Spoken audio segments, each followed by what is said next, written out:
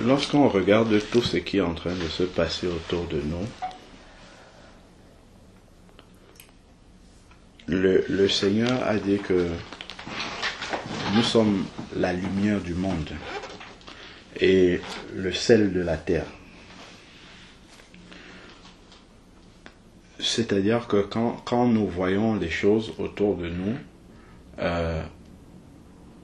c'est vrai qu'on ne doit pas céder à la panique comme tout le monde, à la peur, parce que nous savons où nous allons. Et même ces choses-là même ne doivent même pas nous surprendre, en fait.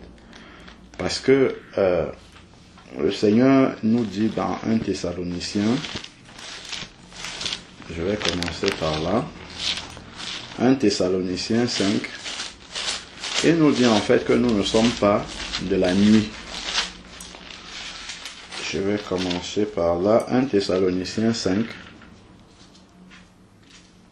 verset 3. Il dit: quand les hommes diront paix et sûreté, c'est alors que soudainement la ruine fondra sur eux, comme les douleurs sur une femme enceinte, et ils n'échapperont point. Il parle des hommes de ce monde. Il parle des hommes qui ont rejeté Dieu. Il parle de la société qui a rejeté Dieu. Ceux qui n'ont pas accepté le Seigneur. Donc, les gens autour de nous cherchent la paix de différentes façons. On a vu comment... Mais est-ce que la police peut assurer la vraie paix? On a vu comment ça s'est passé. Si quelqu'un a mis sa confiance, c'est vrai. La Bible nous dit aussi dans Romains 13 que c'est Dieu qui a mis les autorités aussi pour notre bien, d'une certaine façon, pour qu'on puisse vivre en paix et en sécurité. Mais ces autorités-là ne peuvent pas remplacer la paix de Dieu, la justice de Dieu. Parce que les personnes, par exemple, qui étaient dans ce milieu-là, qui ont été sauvées, ce n'est que Dieu qui a pu sauver ces personnes-là. Il y avait des échanges de coups de feu. Après, on voit les mamans sortir, un monsieur avec un enfant, tout ça. Qui a pu préserver ces personnes-là? Ce n'est que Dieu. Parce que quand les échanges de coups de feu, est-ce qu'un policier peut te préserver à ce moment-là? Pas du tout. Pas du tout. Il n'y a que Dieu, véritablement, qui peut te préserver la vie. Donc, les autorités même qui sont là ne peuvent jouer qu'un rôle limité, mais la véritable paix, la véritable sécurité, c'est Dieu qui la donne. C'est pour ça qu'il dit dans Jean, je crois c'est dans Jean 14 au verset 27, que votre cœur ne se trouble pas. Et ça, c'est le message justement que les enfants de Dieu doivent comprendre en regardant ce qui se passe. Parce que si le monde commence à se lamenter et que nous aussi nous nous lamentons quand nous voyons ça, ça veut dire que nous n'avons peut-être pas bien compris les paroles du Seigneur. Parce que le Seigneur nous a prévenus d'un certain nombre de choses, mais quand nous voyons souvent, cela peut encore nous surprendre. Jean 14, verset 27, je vous laisse la paix. Je vous donne ma paix. Moi, je ne la donne pas comme le monde la donne. Parce que la paix du monde est limitée. On peut le voir là maintenant. Que la paix et la sécurité que les forces de l'ordre qui sont pourtant, qui ont beaucoup de mérite, mais restent limitées. On voit bien que ces innocents qui sont partis, si elles ont placé juste leur confiance dans les forces de l'ordre, c'est bien limité. Ça c'est clair, on a la démonstration palpable. Donc nous devons avoir une lecture qui est au-dessus de ce que nos yeux sont en train de voir. Parce que le Seigneur nous a donné beaucoup d'éléments dans sa parole pour comprendre, pour discerner et se mettre un peu au-dessus pour pouvoir maintenant, comment dire, être ce sel-là, être cette lumière-là, pour permettre aux hommes de comprendre. Parce que quand les hommes voient tout ce qui est en train de se passer, ils ne comprennent pas, ils sont perdus, ils n'ont pas de réponse. Tout ce qu'on peut faire, c'est d'écouter les informations. Ah, tel a dit ça, les tyrans ont fait ça. Oui, ok, ça nous informe seulement, mais ça ne nous donne pas de solution. On n'a absolument aucune solution à ça. Donc, il n'y a que la paix du Seigneur qui est ici, et c'est une paix qu'on reçoit. Il dit que votre cœur ne se trouble pas et ne s'alarme pas. Donc, ici, ça c'est quand Jésus devait partir, et donc, il a envoyé son esprit après, et son esprit est avec nous chaque jour. Comme il a dit dans Matthieu 28, allez, faites de toutes les nations. Il a d'abord dit, tout pouvoir m'a été donné dans le ciel et sur la terre. Donc c'est Dieu en Jésus qui a le pouvoir de nous protéger, même sur la terre, parce qu'il a dit tout pouvoir. Donc si quelqu'un meurt, c'est parce que le Seigneur a dit, bon, ok, si tu es son enfant, c'est que ta course est achevée maintenant, c'est bon, tu peux partir. Mais si c'est que ton œuvre n'est pas achevée sur la terre, le Seigneur dit, non, toi tu ne pars pas. Même si tu es au milieu de toutes les fusillades, ça te touche, ça ne va pas t'ôter la vie, parce que ta vie est préservée par le Seigneur tant que tu es encore là. Donc c'est pour ça que tout cela, en fait, ne doit même pas nous inquiéter. Nous devons rester sur les mots que le Seigneur lui-même nous a donnés. Je ne vous la donne pas comme le monde. Ça, c'est très important. De voir la paix que le monde peut donner, mais qui finalement est une paix tellement fragile. Tellement fragile parce que c'est une paix que certains êtres humains mal intentionnés peuvent malheureusement interrompre à tout moment. On a vu comment les gens étaient paniqués. Bon, donc ça, c'est la paix que le Seigneur donne. Revenons dans 1 Thessaloniciens 5. 1 Thessaloniciens 5, dans où il a dit, lorsque les gens diront paix et sûreté, une ruine soudaine fondra sur eux comme les douleurs sur la femme enceinte, et ils n'échapperont point. Mais vous, dont nous, qui sommes enfants de Dieu, sous réserve que nous continuons à écouter la voix du Saint-Esprit, à obéir au Saint-Esprit, à marcher comme le Seigneur nous demande de marcher. Mais vous, frères, vous n'êtes pas des ténèbres pour que ce jour vous surprenne comme un voleur. Là, il parlait de l'enlèvement. Mais même tout ce que nous voyons, nous avons la parole de Dieu qui nous éclaire sur ces choses-là. Donc, il va dire, vous êtes tous fils de la lumière et filles du jour. Nous ne sommes pas de la nuit ni des ténèbres. Ne dormons donc pas comme les autres, mais veillons et soyons sobres. Quand nous voyons tout ce qui se passe autour de nous, gloire au Seigneur. Le Seigneur a limité la casse. Mais nous devons, comme je disais, prendre un peu de recul et nous dire, mais Seigneur, quels sont ces messages-là que tu es en train de nous passer? Qu'est-ce que ça veut dire ce que nous sommes en train de voir? Qu'est-ce que nous sommes en train de vivre? Qu'est-ce que ça signifie dans le calendrier prophétique, dans le calendrier de ton temps? Parce que Dieu, je crois c'est dans Luc 12, où Jésus reprochait, Luc 12, je crois, verset 54, si je ne me trompe pas,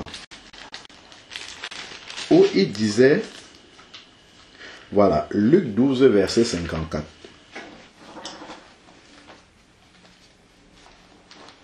Il disait encore aux foules, voilà, c'est Jésus qui parle aux foules ici.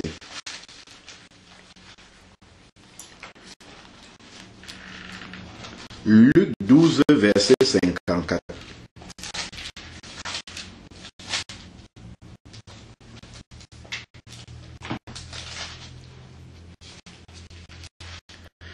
Il disait encore aux foules,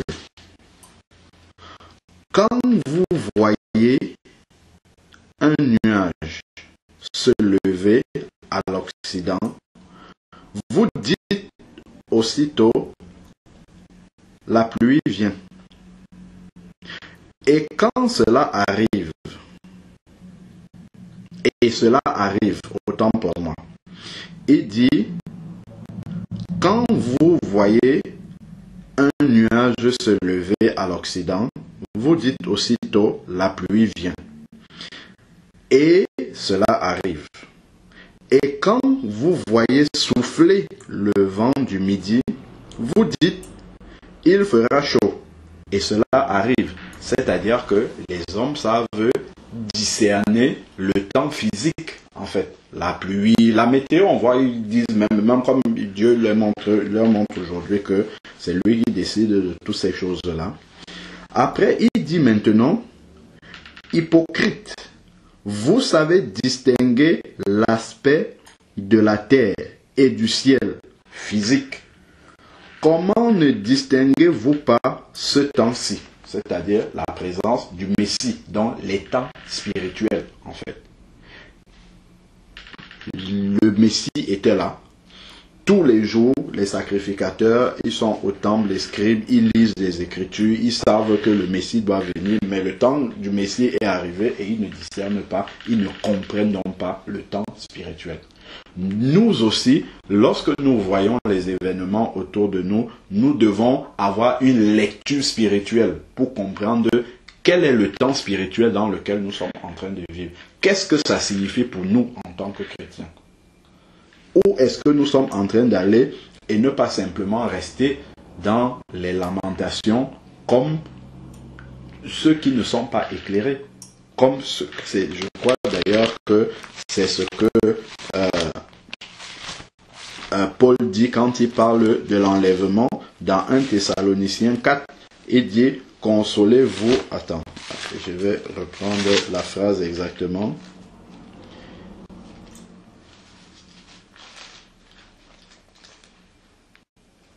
Voilà, je vais prendre le verset 1.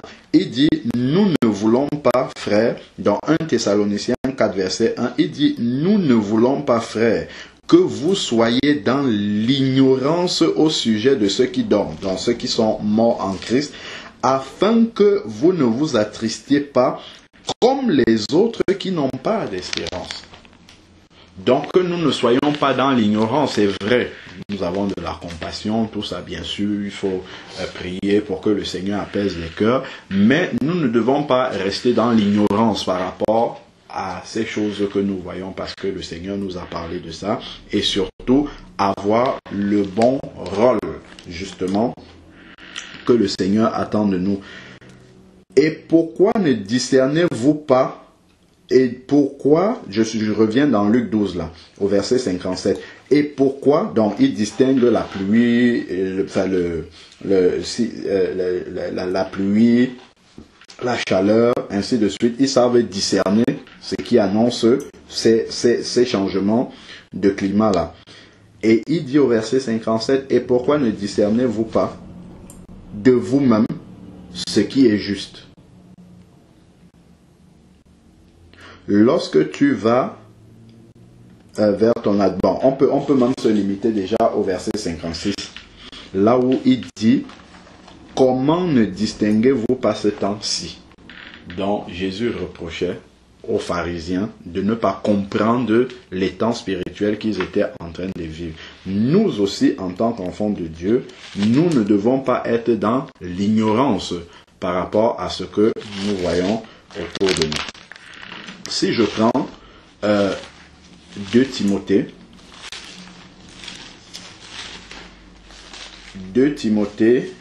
chapitre 3, du verset 1 au verset 5. 2 Timothée 3, verset 1 à 5.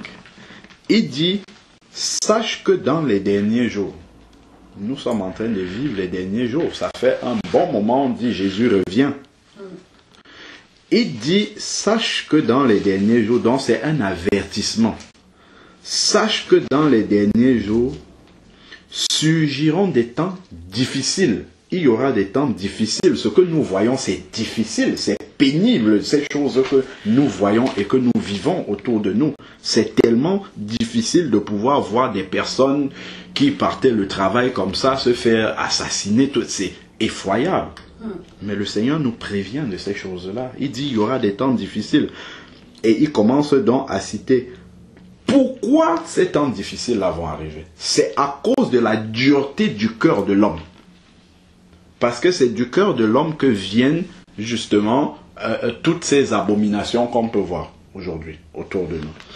Il dit, car les temps difficiles là, il met le cas Parce que c'est la conséquence de ce qu'il va citer après. C'est pour ça qu'il dit car les hommes seront égoïstes, ils ne pensent qu'à eux. Celui qui se lève, qui fusille tout le monde, lui, il ne pense qu'à son propre intérêt. Parce que c'est dans la nature du cœur de l'homme. Mais si Dieu avait touché son cœur, il connaîtrait Philippiens 2 qui dit ne pense pas seulement à ton intérêt, mais pense aussi à celui des autres. On a fusillé des pères de famille, ainsi de suite, mais c'est le cœur de l'homme qui est comme ça. Et Dieu a dit, c'est dans Jérémie là-bas, que le cœur de l'homme est tortueux et mauvais, incurable même, c'est le terme qu'il utilise. Donc on ne peut pas soigner le cœur de l'être humain. C'est pourquoi Jésus va dire dans Ézéchiel 36 au verset 26, « Je vous donnerai des cœurs de chair à la place de vos cœurs de pierre. » C'est-à-dire qu'il va changer ton cœur. En fait, il ne peut pas le soigner. Parce que c'est incurable. Voilà pourquoi, justement, la nouvelle naissance ne vient pas améliorer le vieil homme. Il vient, il le détruit complètement et il crée un nouvel homme. C'est ça. C'est pour ça qu'il dit nous sommes une nouvelle créature. Mais avant d'être une nouvelle créature, il faut mourir d'abord avant. C'est pour ça que la conversion s'identifie à la mort de Jésus et la résurrection. C'est-à-dire la mort du vieil homme. Avec le cœur incurable là, il doit mourir d'abord. Et lorsque tu ressuscites, quelqu'un qui vient de nous, quelqu'un qui naît, un enfant qui naît, il naît avec un cœur neuf, complètement neuf. Donc ce n'est que la nouvelle naissance qui peut donner un cœur nouveau à l'homme. Pour qu'il n'y ait pas l'égoïsme là-dedans. Pour qu'il n'y ait pas tout ça. Donc il dit, car les hommes seront égoïstes, amis de l'argent, regardez la finance. Parce qu'on va seulement dire, mais ceux-là, les égoïstes là, ils viennent, ils assassinent tout. Mais tout le monde est responsable. Ce n'est pas que ceux-là, malheureusement, vont l'exprimer de la façon la plus barbare, mais c'est tous les hommes qui ne sont pas en Jésus. Parce que quand on dit amis de l'argent, tous ceux qui font de la finance, des jeux de hasard, en tout cas toutes ces choses-là, la société capitaliste à outrance qui a complètement oublié l'humain pour mettre l'argent et le matériel au-dessus, c'est amis de l'argent. Et tout ça provoque les temps difficiles dans lesquels on vit. Avec tous les prolongements qu'on peut voir aujourd'hui. Des gens qui ont été mis à l'écart de la société, qui finalement ils cristallisent des choses et après ils expriment ça d'une façon complètement anarchique. Mais tout ça vient du cœur de l'homme qui est incurable. Fanfaron, orgueilleux, blasphémateur. Blasphémateur, on ne respecte plus les choses de Dieu. Aujourd'hui, les gens peuvent fustiger ta foi, fustiger, ainsi de suite, sans aucun état d'âme. Et ça crée ce que nous voyons là, aujourd'hui. Donc, blasphémateurs, rebelles à leurs parents pour les enfants, ingrats, donc ils ne sont pas reconnaissants de ce qu'on a fait de bien pour eux, sacrilèges, insensibles, on a encore vu ça manifester. Tu abats froidement quelqu'un comme ça ne te dit rien. C'est une vie que tu prends insensible, totalement, avec un sang-froid. Ça vient de la dureté du cœur de l'être humain. Implacable, calomniateur, sans frein, cruel. Voilà tous les mots que nous sommes en train de voir manifester autour de nous. C'est écrit dans la parole que ça sera comme ça dans les derniers temps. On ne peut pas faire autrement. Ça sera comme ça. Maintenant, c'est à nous de voir et après on va voir quel est le travail que nous on doit faire au milieu de ça. On peut prier que le Seigneur fasse des choses, mais est-ce qu'il a dit qu'il va arrêter? Moi, je vois que les temps seront difficiles en allant en avant. Ça s'est manifesté comme ça, après demain, on ne sait pas qu'est-ce qui va encore arriver, mais c'est écrit qu'il y aura des temps difficiles. Alors, ennemis des gens de bien, traîtres, impulsifs, enflés d'orgueil, aimant le plaisir plus que Dieu. Quand on regarde maintenant dans le tableau de priorité des personnes qui vivent dans la société où nous sommes, c'est quoi le budget le plus important dans les familles aujourd'hui? C'est les loisirs. Voilà, ça va être les loisirs. En tout cas, les loisirs occupent une grande importance. Avoir plus de plaisir que Dieu. On a mis tout ça en avant. Bon, certains garderont une forme extérieure de piété, mais renieront ce qui en fait la force. La force est vraiment d'être soumis au Seigneur. Donc, voilà les choses que le Seigneur est en train de nous annoncer ici, ces temps difficiles que nous sommes en train de vivre, manifestés d'une façon ou d'une autre. Nous voyons cela se passer devant nous. Prenons Luc 13. C'est un passage qui m'a beaucoup fait penser, en fait, à ce que nous sommes en train de voir là présentement.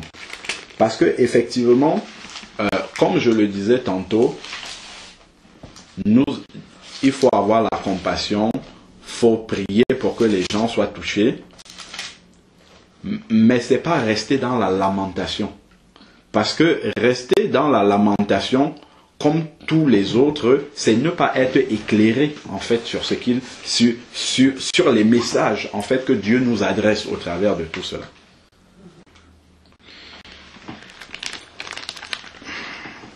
Je vais d'abord prendre dans Osée. Allons chercher Osée.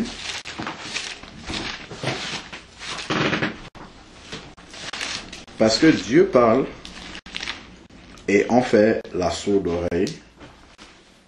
On n'écoute souvent pas. On n'écoute même d'ailleurs pas, notamment dans la société dans laquelle nous sommes, les avertissements de Dieu. Osée 4, verset 6 dit: mon peuple périt parce qu'il lui manque de la connaissance. Bon, nous on utilise ça souvent en tant que chrétien quand on ne connaît pas. Oui, effectivement. Puisque tu as rejeté la connaissance de Dieu, puisque tu as rejeté la connaissance de Dieu, je te rejetterai de mon sacerdoce. Comme tu as oublié la loi de ton Dieu. Nous sommes dans un milieu où on a mis Dieu à la porte. On a dit, toi, tu n'as pas de place dans notre société. Nous, on préfère vivre sans toi. Qu'est-ce qu'il dit ici? Il dit, moi de même, j'oublierai tes fils. Moi, je me suis posé une question lucide. Je crois spirituellement. Quand je vois ce qui se passe, je dis, mais ceux qui ont fait des actes aussi barbares, où est-ce qu'ils sont nés? Pour la plupart, c'est ici. C'est ici qu'ils sont nés. Mais la société dans laquelle ils sont nés a oublié Dieu. Ils ont dit, nous, on ne veut pas. C'est vrai. Dieu a laissé aussi ces enfants-là avancer entre les mains de Satan. La Bible dit dans 1 Jean 5, verset 19, que le monde est entre les mains du malin. Si cette société recherchait Dieu, Dieu serait là pour garder ces enfants qui sont nés ici, d'aller dans des barbaries comme ça. Mais on a rejeté Dieu. Dieu dit, moi aussi j'oublierai tes enfants. Et quand Dieu oublie, ça veut dire quoi? Ça veut dire qu'il laisse entre les mains de Satan, puisque c'est Satan qui dirige le monde. Voilà comment Satan utilise ces jeunes qui sont nés ici pour faire tous des actes barbares que nous sommes en train de voir. C'est là dans la parole de Dieu. Ce sont des choses qui sont dans la Bible. Si ce peuple était au pied du Seigneur, déjà la Bible dit, dans Proverbe 22, verset 6, éduque l'enfant selon la voie du Seigneur, afin que lorsqu'il grandisse, qu'il ne s'en détourne pas. Donc déjà, si la société était au pied du Seigneur, c'est déjà ça qu'ils auraient fait.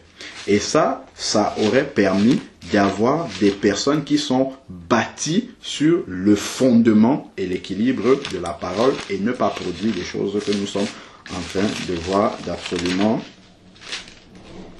macabre, comme nous voyons. Alors, donc, je disais tantôt, Proverbe 22, verset 6. Oriente, bon c'est écrit ici chez moi, oriente le jeune garçon dans la voie qu'il doit suivre, même quand il sera vieux, il ne s'en détournera pas. Bon, dans d'autres versions mieux traduites, c'est instruire l'enfant selon les voies du Seigneur, afin que lorsqu'il grandira, qu'il ne s'en détourne pas. Donc voilà, on commence à essuyer les plâtres du fait que Dieu a oublié, puisque c'est entre les hommes, il a dit, bon ben, puisque vous avez décidé de me mettre de côté, moi aussi je laisse. Heureusement, par la grâce de Dieu, je vais dire grâce à Dieu, il y a encore des chrétiens qui peuvent prier pour que ça n'aille pas trop loin. Mais quand le peuple de Dieu sera parti, qu'est-ce qui va se passer? Oui. C'est là, ça va être l'Apocalypse. Ça va être la... D'ailleurs, attends, il le dit ici, allons dans 2 Thessaloniciens 2. 2 Thessaloniciens 2. Verset 3. 2 Thessaloniciens 2, verset 3. Il dit que personne ne vous séduise d'aucune manière. Car il faut auparavant que l'apostasie dont des gens étaient venus dire aux Thessaloniciens que le jour du Seigneur est déjà là. Et l'apôtre, ils ont écrit à l'apôtre Paul, mais si le jour du Seigneur est déjà là, pourquoi nous sommes encore ici? Et donc l'apôtre Paul répondait, il dit que personne ne vous séduise d'aucune manière, car il faut qu'auparavant l'apostasie soit arrivée et que se révèle l'homme impie, le fils de la perdition, l'adversaire qui s'élève au-dessus de tout ce qu'on appelle Dieu et qu'on adore, et jusqu'à s'asseoir dans le temple de Dieu et se faire passer lui-même pour Dieu. Ça, c'est l'Antichrist dont il parle, la venue de l'Antichrist. Il faut d'abord qu'il se manifeste. Et il dit, ne vous souvenez pas, verset 5, ne vous souvenez-vous pas que je vous disais cela lorsque j'étais encore auprès de vous. Et maintenant, vous savez bien ce qui le retient. Qu'est-ce qui retient encore Satan, que Satan ne saccage pas tout le monde entier? Qu'est-ce qui le retient encore? Regardez ce qu'il va dire. Pour qu'il ne se révèle qu'en son temps. Parce qu'il va prendre vraiment le contrôle à un moment donné. Car déjà le mystère de l'iniquité, du péché, la barbarie, toutes les choses qu'on peut voir est à l'œuvre déjà. C'est déjà à l'œuvre malgré que c'est il faut seulement que celui qui le retient encore ait disparu. Celui qui le retient encore, c'est le Saint-Esprit. Et le Saint-Esprit habite à l'intérieur des chrétiens. Dès que les chrétiens seront enlevés, plus de Saint-Esprit sur la terre, et là, ça va être le chaos. Déjà, le mystère de l'iniquité, l'iniquité agit déjà dans la société telle que nous sommes en train de le voir. Mais quand le Saint-Esprit sera parti, là, les gens seront livrés à Satan, mais vraiment, parce que Dieu retient encore. Dieu retient, d'ailleurs, 2 Pierre aussi nous le dit, prenons 2 Pierre 3. Si tu vas expliquer ce que nous sommes en train de dire aux gens, les gens vont encore... comment dire, aller avec vos théories là, ainsi de suite. Et la parole de Dieu en parle. La parole de Dieu nous parle de ça dans 2 Pierre. Nous prenons 2 Pierre 3.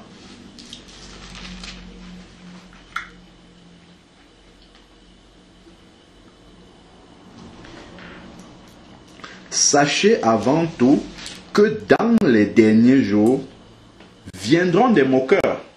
Si on commence à parler, les gens vont se moquer. S'ils ne se moquent pas, s'ils se limitent juste à se moquer, viendront des moqueurs, pleins de railleries, qui marcheront selon leur propre convoitise. C'est-à-dire ce que eux-mêmes ils veulent croire. Regarde, et diront, où est la promesse de son avènement?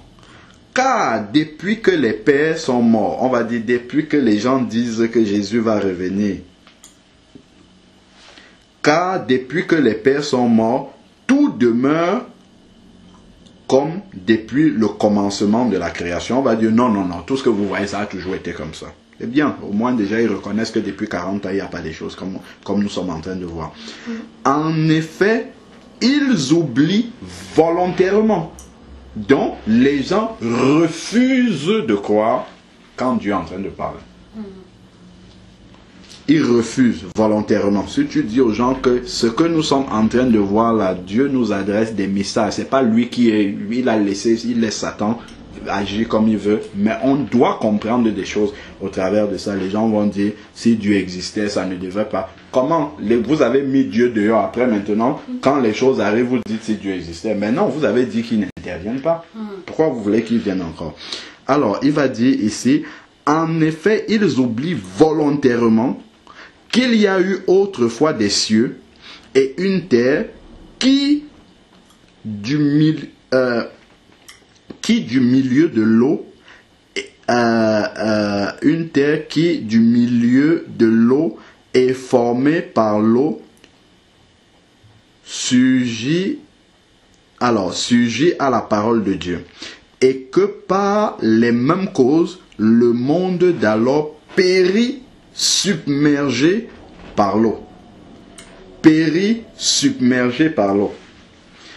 Mais par la même parole, les cieux et la terre d'actuel sont gardés en réserve pour le feu, ça viendra plus tard, en vue du jour du jugement et de la perdition.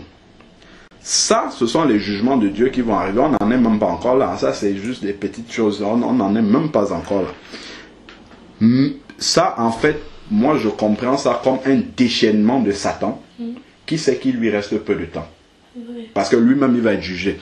Il lui reste peu de temps. Donc, qu'est-ce qu'il fait? Il entre et il se manifeste dans les personnes qui n'ont pas l'Esprit de Dieu, qui sont disponibles.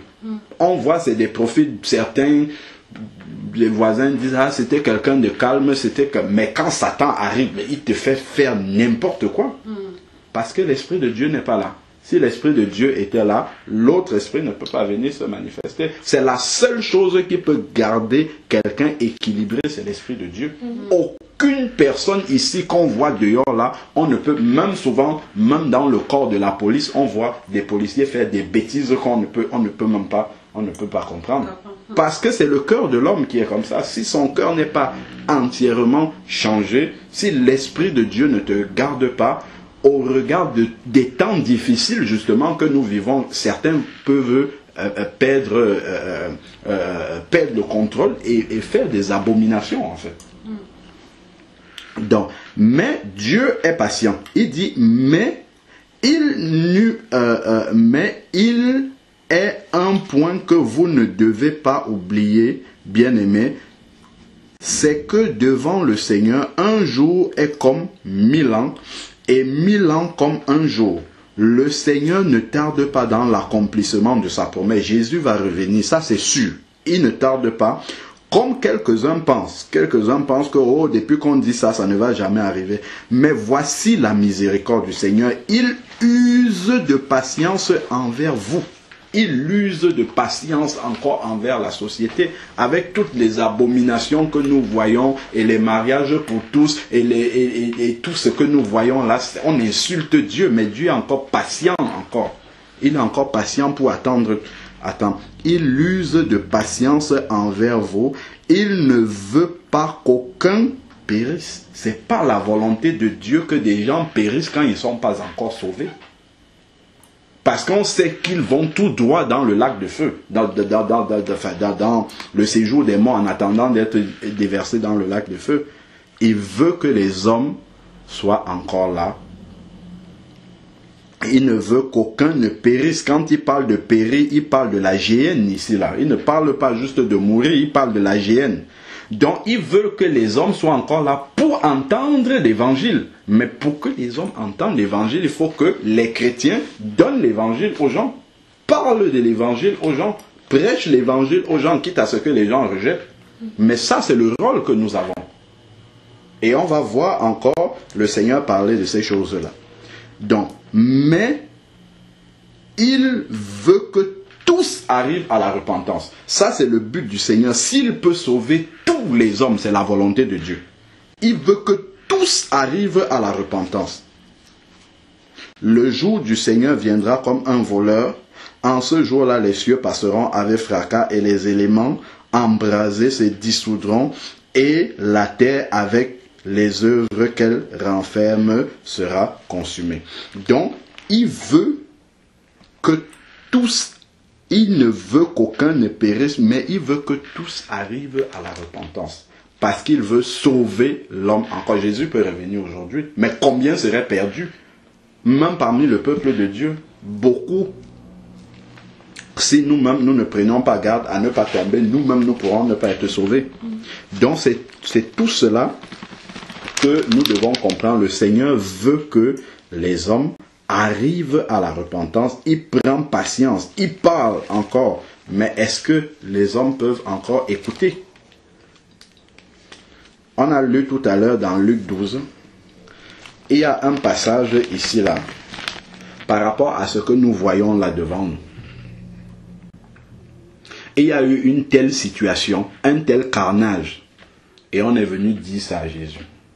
Et moi, je suis impressionné de voir la manière dont le Seigneur agit. La lucidité avec laquelle le Seigneur agit. Parce que, en fait, nous, enfants de Dieu, c'est vrai, nous avons de l'amour. Mais notre amour est souvent sentimental. Notre amour est souvent humain. Parce que c'est vrai, moi quand je vois ces images-là, je vois les familles, tout ça, ça déchire de voir des familles, des pères qui sont partis. Tout ça, ça déchire. Mais il y a un message au-dessus de cela. Et ça, c'est ce qu'on, en tant que chrétien, on va oublier parce qu'on va rester dans l'émotion. On va dire, Seigneur, voilà, apaise les familles. Oui, le Seigneur doit faire ça. Mais il y a un autre message qui est plus important parce qu'il a dit là-bas, il ne veut qu'aucun ne périsse, mais il veut que tous arrivent à la repentance. Donc le but de Dieu n'est pas qu'on massacre tout le monde, mais c'est que les gens comprennent qu'ils doivent se repentir et revenir à Dieu. Parce que tu as oublié la loi de Dieu, moi aussi j'oublie tes enfants. C'est ce qu'il a dit là-bas. Donc ça c'est le message que Dieu, au travers de telles circonstances, adresse par-dessus tout. Les gens vont aller marcher dimanche, c'est bien de marcher, mais est-ce que ça change le cœur de l'homme de marcher? Est-ce que ça empêche que d'autres se lèvent encore avec le même cœur? Parce que ce cœur-là continue à exister encore dans beaucoup de personnes, mais on ne le sait pas. On va contrôler qui, on va laisser qui. C'est ça. Donc il faut aller à la racine. Et c'est le message de Jésus qui a la solution à la racine même. C'est dans le cœur de l'être humain. On voit, on interroge les avocats. J'ai essayé de lire un peu comme tout le monde, de m'informer. On interroge et les avocats de l'un et de l'autre. Enfin, surtout le deuxième là. Il dit, mais c'est vrai, c'était quelqu'un d'un peu discret, mais on n'aurait pas pu imaginer ça de lui. Parce qu'il n'y a que Dieu qui sonde les reins et les cœurs. Même si quelqu'un fait l'agneau devant toi, ça peut être un vrai démon devant toi.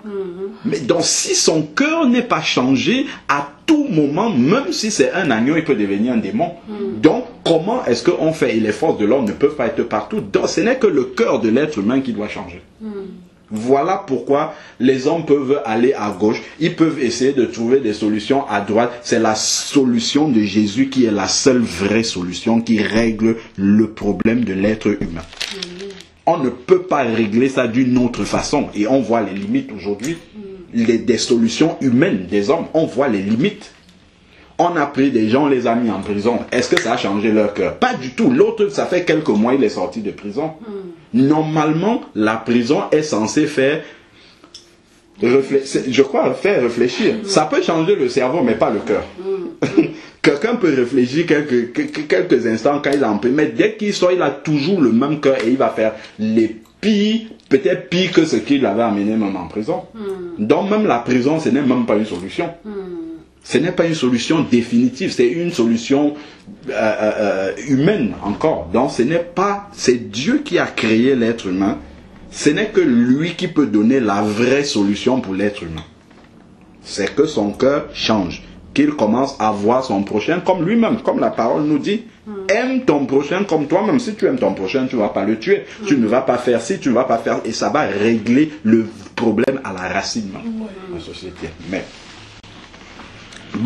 Donc, voici donc Jésus qui se trouve dans un cas comme nous avons là.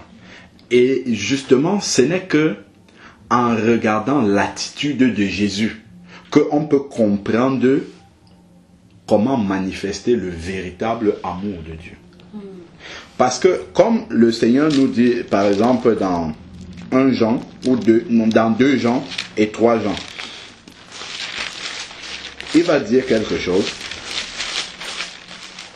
Et ça, souvent, en tant qu'enfant de Dieu, on a du mal à manifester ça. Prenons 2 Jean, verset 1. L'ancien Akiria, l'élu et ses enfants que j'aime dans la vérité.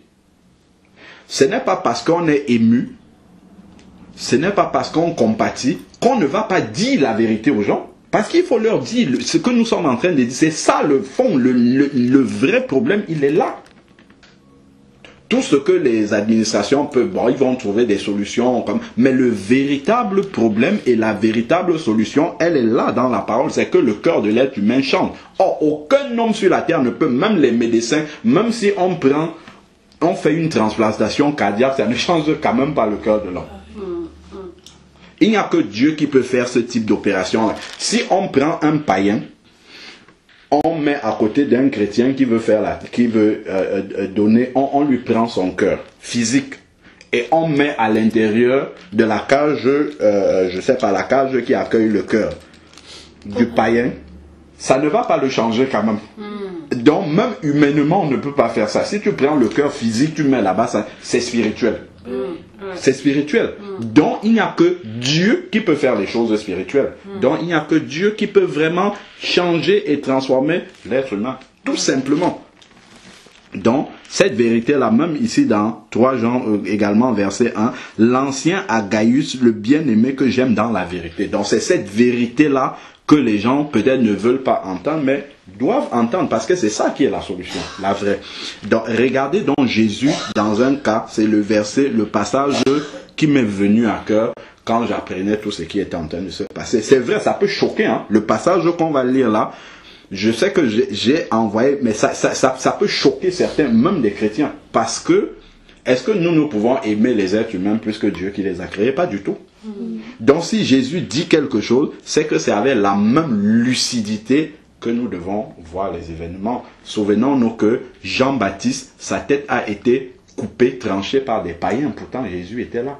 C'est des choses abominables. Étienne a été lapidé. Pourtant, c'était un enfant de Dieu, un vrai, véritable enfant de Dieu. Donc ce sont Pierre qui a été, crucifié, la tête en bas, l'apôtre Jacques qui a été... Tout cela, ce sont des choses qui existent, qui sont effroyables, mais Dieu est quand même là. Donc, les circonstances que nous voyons ne doivent pas nous permettre de rester seulement dans la chair, dans l'émotion. Mais nous devons regarder là. Qu'est-ce que nous devons comprendre, qu'est-ce que nous devons entendre, qu'est-ce que nous devons dire. Regardez Luc 13, verset 1. Luc 13, à partir du verset 1, nous dit la chose suivante.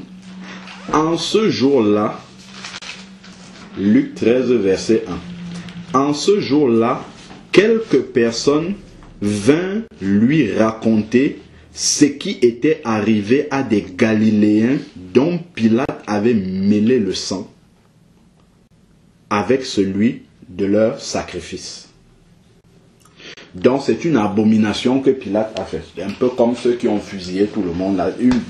On va même encore voir des vraies abominations. Jésus peut rester là et dire, waouh, ces Pilates-là, ils méritent l'enfer, ils méritent tout. Ces gars qui sont partis là, on sait là où ils vont partir. Ça, c'est pas le problème. Donc ça sert à rien de rester vraiment, ils sont cruels, c'est la vérité, c'est une évidence, mais c'est pas là qu'on doit rester. Parce que Jésus il ne s'est pas attardé pour dire Pilate ceci, on sait ce que Pilate est. Regardez maintenant ce que lui dit. Il leur répondit, c'est Jésus qui parle, pensez-vous que ces Galiléens aient été de plus grands pécheurs que tous les autres Galiléens parce qu'ils ont souffert de la sorte? Non, je vous le dis. Parce qu'on dit, oui, des familles, c'est vrai, il y a cette souffrance-là. Les familles sont dans la souffrance, endeuillées, tout ça. Cette souffrance, je ne sais pas comment exprimer ça. Il faut compatir à cette souffrance-là.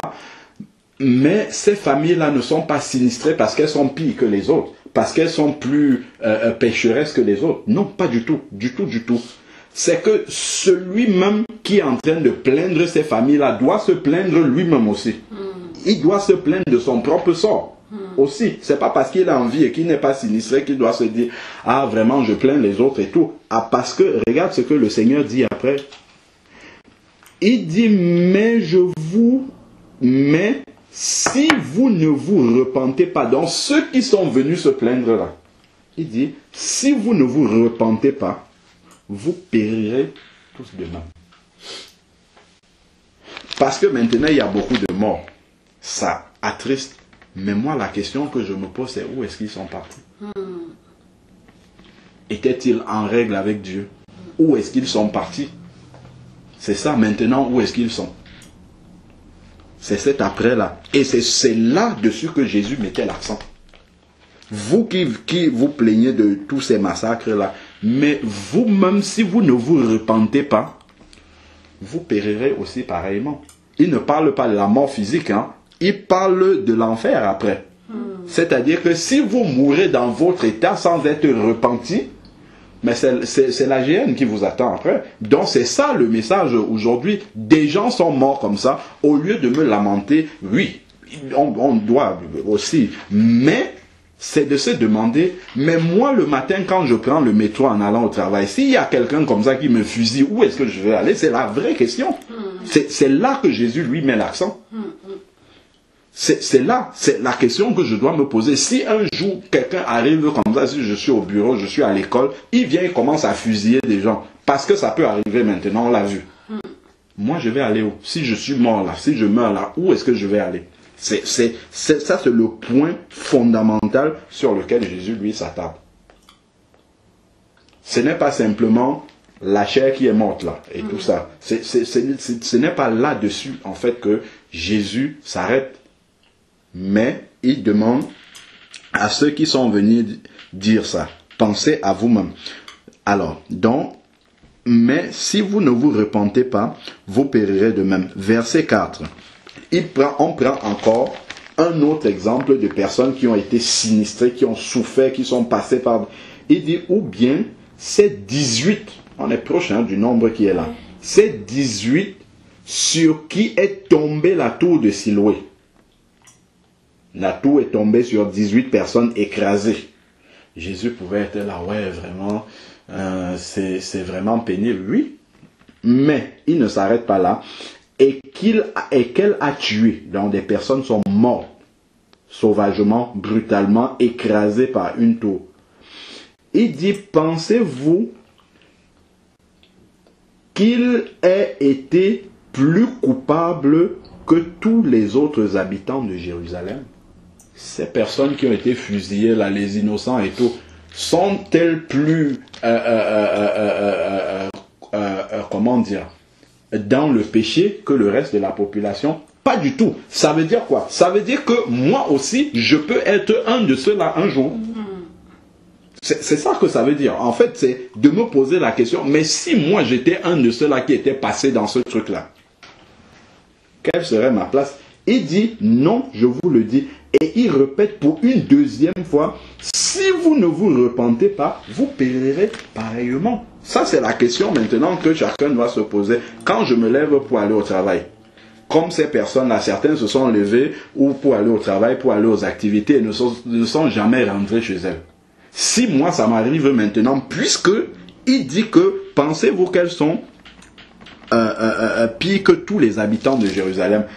Ces personnes-là ne sont pas... Elles sont des personnes lambda de la ville. Comme moi aussi, je suis une personne lambda de la ville. Donc, ça peut arriver à tout le monde. La question maintenant, c'est la vraie. Si ça m'arrive, qu'est-ce que je vais faire? Où est-ce que je vais aller?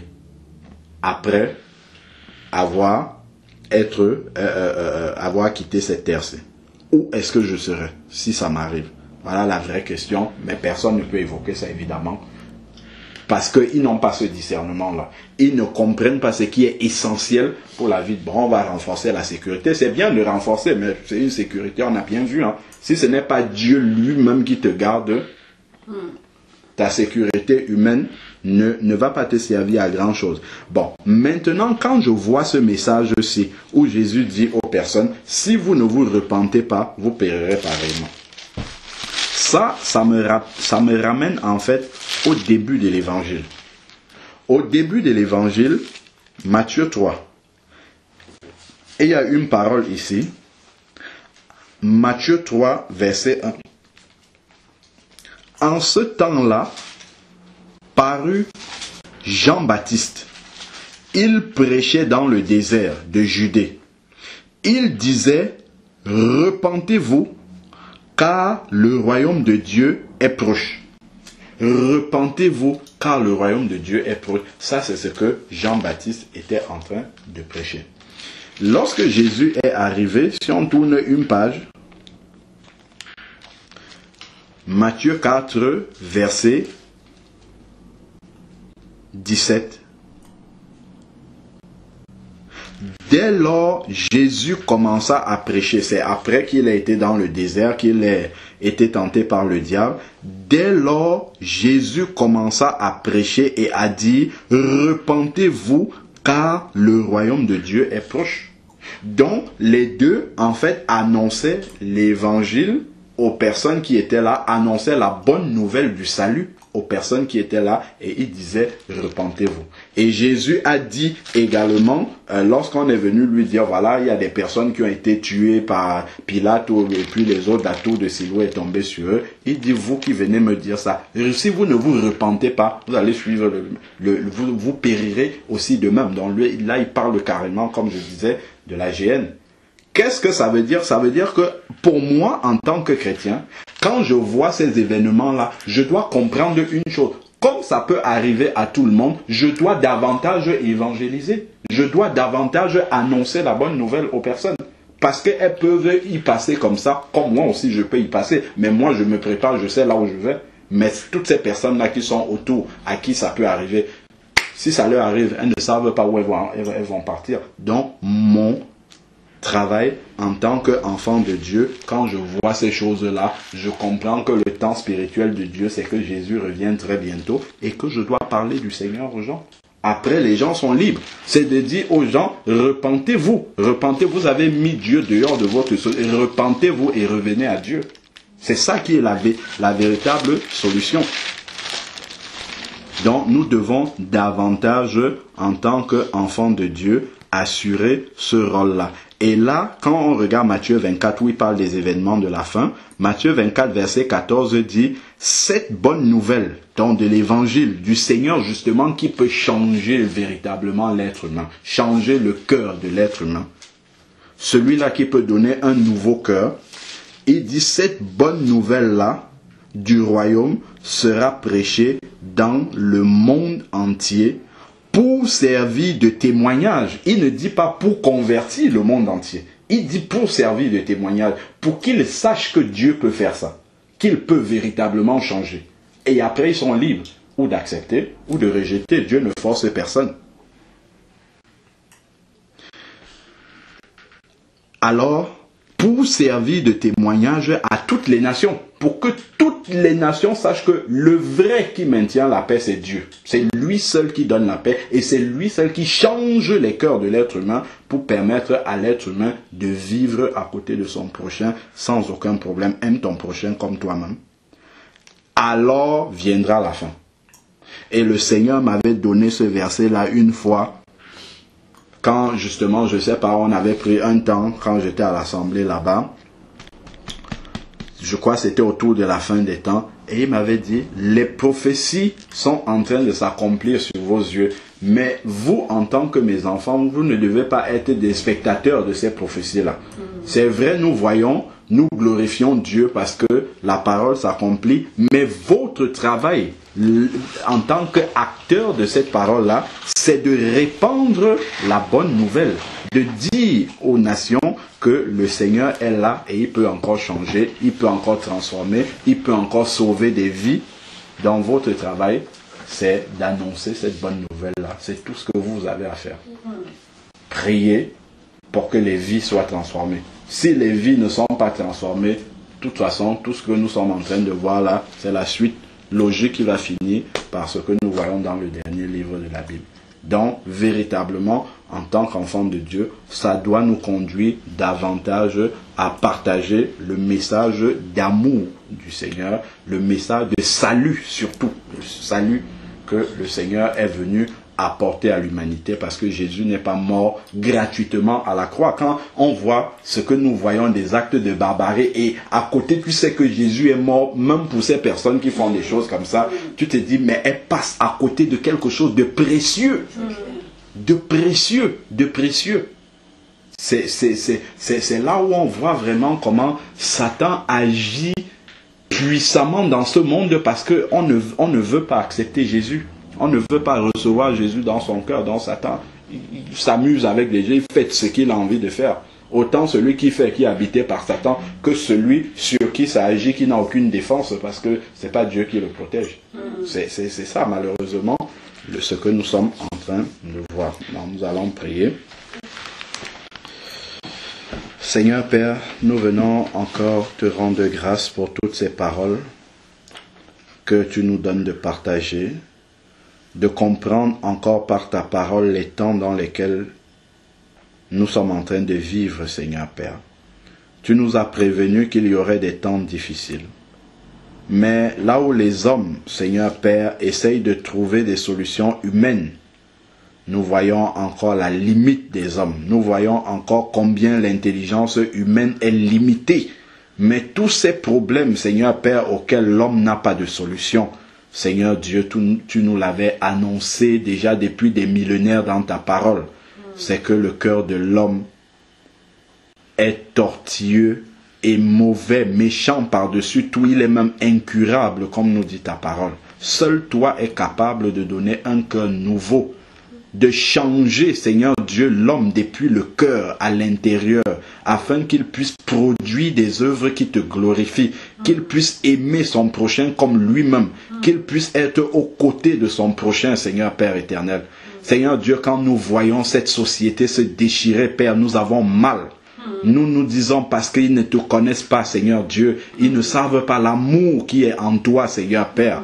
Voilà comment l'autre répand la haine dans leur cœur, Père. Mais nous te prions pour cette société. Incline son cœur, parce que ta parole nous dit, Seigneur Dieu, que la repentance vient de toi, Seigneur Père. Accorde-leur la repentance, Seigneur Dieu, qu'ils soient sensibles à ton message, Seigneur Père éternel. Que tu sauves encore ceux qui peuvent être sauvés, ceux qui peuvent encore écouter ta voix, Seigneur Père éternel, afin qu'ils, eux, puissent être des artisans de paix, Seigneur Dieu, dans la société dans laquelle nous vivons, Seigneur Dieu Tout-Puissant. Père, nous te confions encore les autorités que toi-même, Seigneur Dieu Tout-Puissant, tu as établies, parce que ta parole nous dit que toute autorité vient de toi.